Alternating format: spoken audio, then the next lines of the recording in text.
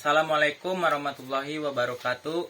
Perkenalkan, nama saya Muhammad Royhansah. NIM saya 12 18 03 01 30 dari kelas Sosiologi C. Dalam ujian akhir semester Ulumul Quran, saya akan menerangkan tentang pengertian Israiliyat.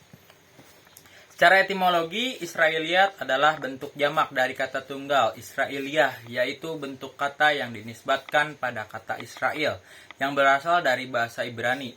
Isro yang berarti hamba dan il yang berarti Tuhan, hamba Tuhan. Dalam perspektif historis, Israel berkaitan erat dengan Nabi Yakub bin Ishak bin Ibrahim alaihissalam, di mana keturunan beliau yang berjumlah 12 itu disebut Bani Israel. Sedangkan menurut terminologi, Israiliyat diartikan sebagai sesuatu yang menyerap ke dalam tafsir dan hadis di mana periwayatannya berkaitan dengan sumber dari Yahudi dan Nasrani.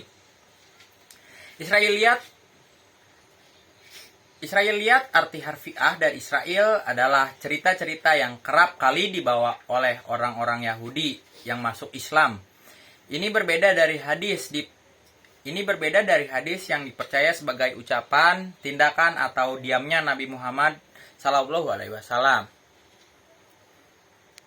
Cerita-cerita Israiliyat umumnya berupa berbagai cerita dan tradisi non-Alkitab Yahudi, serta Kristiani yang memberikan informasi atau interpretasi tambahan mengenai kejadian atau tokoh yang disebutkan di dalam kitab suci Yahudi.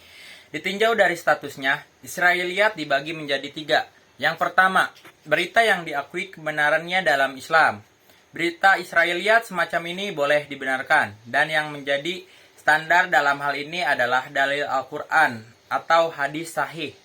Di antara contohnya adalah hadis dari Ibnu Mas'ud, bahwa ada seorang pendeta Yahudi yang mendatangi Nabi SAW dan mengatakan, "Wahai Muhammad, kami mendengar bahwa Allah menjadikan langit di satu jari dan semua makhluk juga di salah satu jari. Lalu Allah berfirman, sayalah raja." Mendengar hal ini, Nabi SAW langsung tertawa sehingga terlihat di geraham beliau karena membenarkan ucapan si pendeta. Kemudian Nabi SAW membaca firman Allah yang artinya, mereka tidak mengagungkan Allah dengan pengagungan yang semestinya, padahal bumi seluruhnya dalam genggamannya. Pada hari kiamat dan langit digulung dengan tangan kanannya. Maha suci Tuhan dan maha tinggi Dia dari apa yang mereka persekutukan. Quran Surat Az-Zumar ayat 67. Hadis riwayat Bukhari nomor 4811 dan Muslim 2786.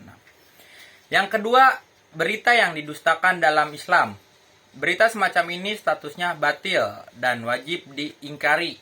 Misal, Nabi Isa adalah putra Allah, atau seperti yang disebutkan dalam hadis Jabir berikut. Orang Yahudi mengatakan, jika seorang suami mendatangi istrinya dari belakang maka anaknya nanti juling. Kemudian Allah dustakan anggapan orang Yahudi ini dengan menurunkan firman-Nya. Istri kalian adalah ladang bagi kalian, maka datangilah ladang kalian.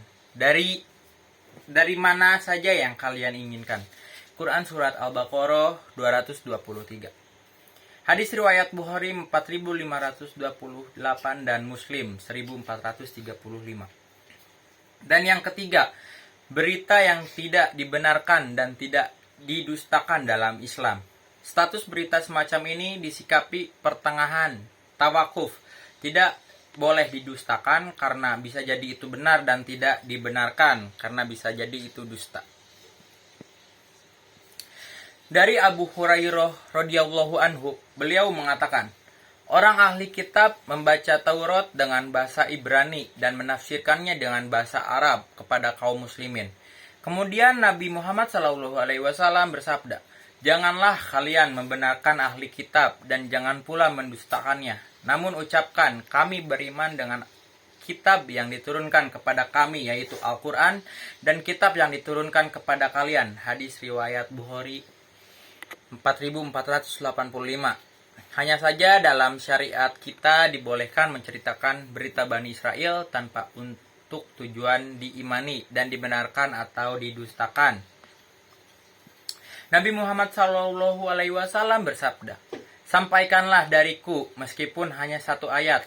Sampaikan kabar dari Bani Israel dan tidak perlu merasa berat. Siapa yang berdusta atas namaku, hendaknya dia siapkan tempatnya di neraka."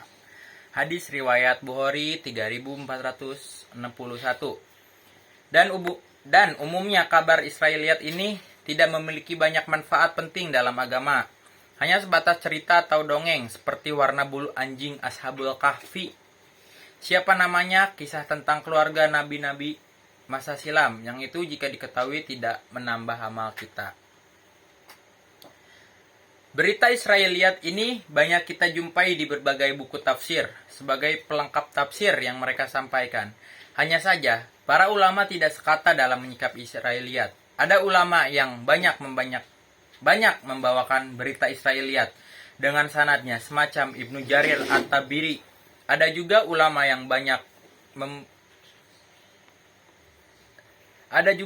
banyak membawakan berita ini.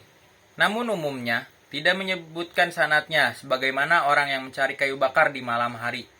Di antara yang bisa dijadikan contoh adalah Al-Baghawi dalam Majmu' Fatawa Syekhul Islam mengatakan tentang tafsir Al-Baghawi. Tafsir ini adalah ringkasan dari tafsir As-Salabi, hanya saja dibuang bagian hadis-hadis palsu dan pemikiran menyimpang. Beliau juga menjelaskan tentang tafsir As-Salabi.